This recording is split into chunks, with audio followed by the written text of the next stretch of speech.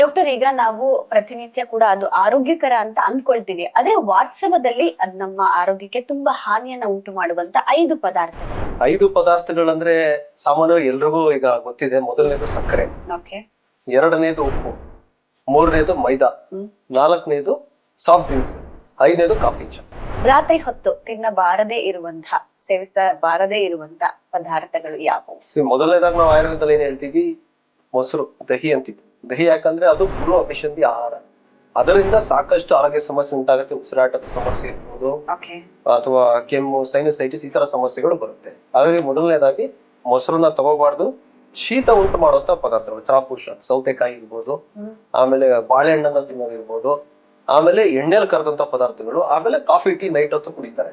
So ಅದರಿಂದ ಏನಾಗುತ್ತೆ, ನಿದ್ದೆ ಅವ್ರಿಗೆ ಡಿಸ್ಟರ್ಬ್ ಆಗುತ್ತೆ. ಆಮೇಲೆ ಖಾರ ಮತ್ತೆ ಎಣ್ಣೆ ಪದಾರ್ಥಗಳನ್ನ ತಗೋಬಾರ್ದು.